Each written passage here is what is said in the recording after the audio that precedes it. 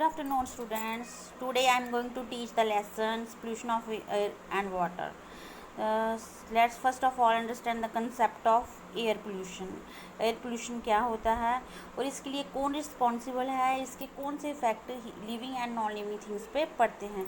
जैसे कि स्टूडेंट्स आप जानते हैं, जैसे हमारे लिए खाना ज़रूरी है उतनी ही ज़रूरी हमारे लिए हवा भी है.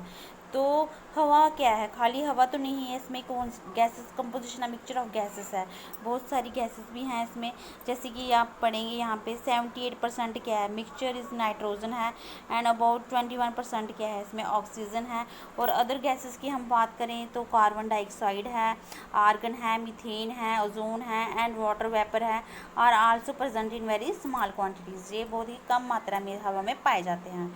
तो स्टूडेंट्स आप इस पिक्चर के ज़रिए भी देख सकते हैं. अगर हम बात करें टाउन एरियाज़ की, सिटीज़ एरिया की, तो town area is very crowdy and smoky rather than village area. जबकि विलेज एरिया बहुत ही वहाँ पे शुद्ध हवा पाई जाती है, जबकि जहाँ पे टाउन एरियाज़ में बहुत ही पोल्यूटेड एयर पाई जाती है. तो हवा में क्या होता है, जब air is contaminated by unwanted substances. जब एयर पोल्यूटेड कंटेमिनेटेड मीन्स जब हवा पोल्यूट हो जाती है, कुछ जो चीज़ में चाहिए नहीं होती वो चीज़ गैसेस मिल जाती हैं, तो वो क्या हो जाती है, कंटेमिनेट हो जाती है. तो ये हार्मफुल इफेक्ट किस पे पड़ता है, both living and non living things पे. तो इसे रेफर क्या करेंगे हम, एयर पोल्यूशन. तो आगे हम स्टूडेंट्स ये पढ़ते हैं, substance which contain the air are called air pollutants. जो सब्सटेंस एयर को कंटेमिनेट करते हैं तो हमें उसे क्या कहेंगे, एयर पोल्यूटेंट्स. जैसे कि स्टूडेंट्स आप जानते हैं, इसके लिए नेचुरल सोर्सेस भी जिम्मेदार हैं और ये ह्यूमन एक्टिविटीज़ भी जिम्मेदार है एयर पोल्यूशन के लिए. तो ये नेचुरल सोर्सेस में हम पढ़ेंगे क्या आ जाता है, जैसे स्मोक है, dust rising from forest fire है और वॉल्केनिक eruptions हैं. और जो ह्यूमन एक्टिविटीज़ में क्या आ जाएगा, ये सोर्सेस जो एयर को पोल्यूट करते हैं, सॉरी. तो इसमें पावर प्लांट्स हैं, ऑटोमोबाइल एग्जॉस्ट हैं एंड बर्निंग ऑफ फायरवुड है एंड डंग केक्स है. आगे स्टूडेंट्स देखिए, ये फैक्ट्रीज़ है और फैक्ट्रीज़ में क्या निकल रहा है, धुआं निकल रहा है, और ये धुआं कहाँ मिल जाएगा, एयर में. और एयर क्या होगी, एयर पोल्यूट होगी. तो इसमें से क्या इफ़ेक्ट पड़ेगा, ह्यूमन पे क्या इफ़ेक्ट पड़ेगा. और आपने जैसे सुना होगा, बहुत सारे बच्चे हैं जो रेस्पिरेटरी सिस्टम से प्रॉब्लम में है. तो रेस्पिरेटरी सिस्टम में क्या होता है, हमारे लंग जो है काम नहीं करते हैं, हमें सांस लेने में तकलीफ़ हो जाती है. तो ये सब जो नेगेटिव इफेक्ट किस पे पड़ रहे हैं, जो ह्यूमन बींग्स पे पड़ रहे हैं. तो जैसे देखिए, जो व्हीकल्स है, हाई लेवल ऑफ व्हीकल्स कहाँ पे पाए जाते हैं, सिटीज़ में पाए जाते हैं. तो क्या वो प्रोड्यूस करते हैं, carbon monoxide, carbon dioxide, nitrogen oxide and smoke.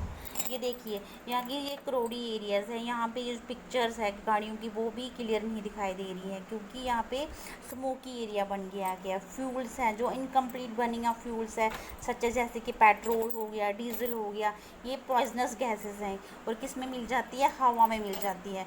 और इसमें ऑक्सीजन की जो कैपेसिटी होती, कैरिंग कैपेसिटी होती, जो ब्लड में जाता है ऑक्सीजन हमारा, वो उसको रिड्यूस कर देती हैं.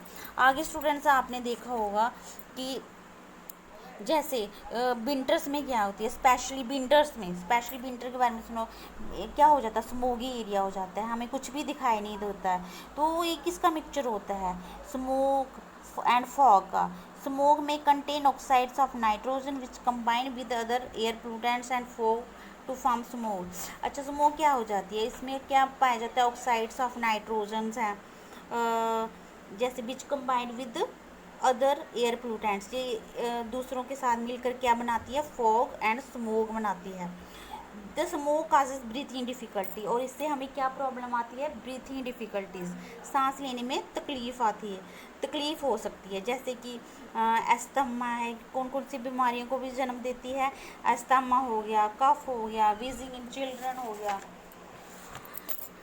ओके स्टूडेंट्स, नेक्स्ट देखिए, इंडस्ट्रीज़ भी बहुत ज़्यादा रिस्पॉन्सिबल है एयर पोल्यूशन के लिए. Major sources of gases pollutants like sulphur dioxide, nitrogen dioxide, sulphur dioxide is produced by combustion of fuels like coal in power plants. जबकि पावर प्लांट्स में जो कोल जलाया जाता है उससे भी ये गैसेस, जहरीली गैसेस निकलती हैं और किस में प्रॉब्लम करती हैं, काजेस रेस्पिरेटरी प्रॉब्लम्स आ सकती हैं, इंक्लूडिंग परमानेंट लंग डैमेज। इससे क्या हो जाता है कि हमारे जो लंग्स है परमानेंट डैमेज हो जाते हैं। तो अदर काइंड ऑफ पोल्यूटेंट्स देखिए हम क्या है, chlorofluorocarbon CFCs which are use in refrigerator. ये किस में यूज़ होते हैं, रेफ्रिजरेटर में एंड एयर कंडीशनर्स में एंड एयरसोल स्प्रेज। तो जैसे कि आप जानते हैं रेफ्रिजरेटर हम किसके लिए यूज़ करते हैं, ठंडा पानी पीने के लिए ताकि हमारी चीज़ें जो ख़राब ना हो। एयर कंडीशन किसके लिए करते हैं हम यूज़, कि हमारा रूम का टेम्परेचर सही रहे ताकि हमें बाहर की गर्मी से बचाया जा सके।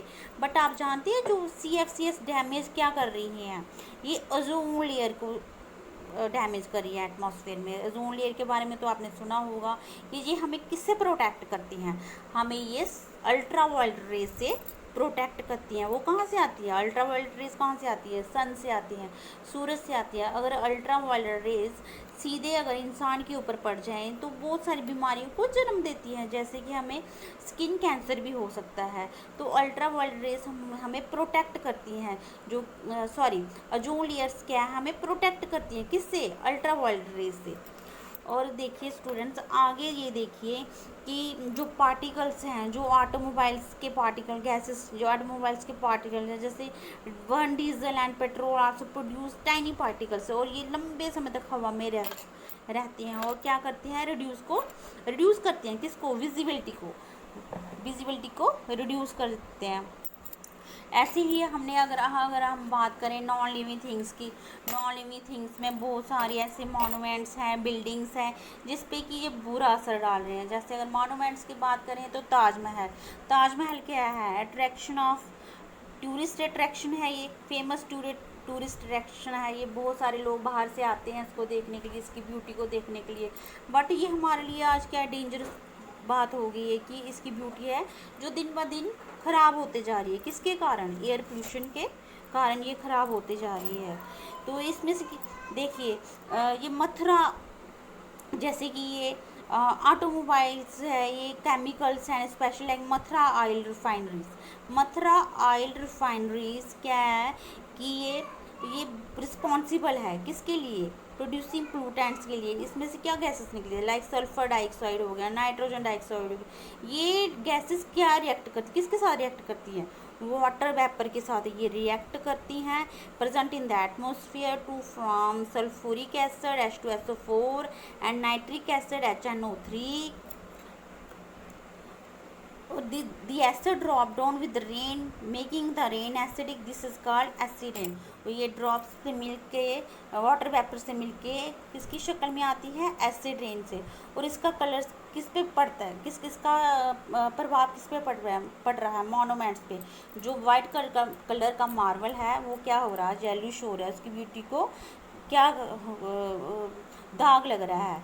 तो इसे क्या नाम दिया गया है, इस फिनोमेना को क्या नाम दिया गया है मार्बल कैंसर। इसे क्या नाम दिया गया है, मार्बल कैंसर।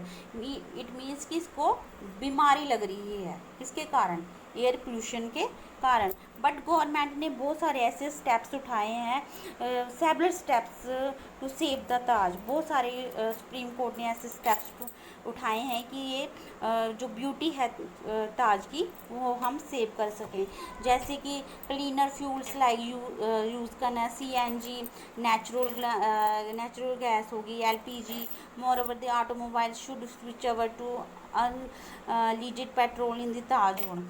मतलब कि जो भी है हमें नेचुरल चीज़ें यूज़ करनी है जिससे केमिकल्स का रिएक्शन कम हो हवा में। तो स्टूडेंट्स आज हमने ये थोड़ा सा पढ़ा हमने आज एयर पोल्यूशन के बारे में, बाकी हम कल जो कंटिन्यू करेंगे। Okay students, thanks.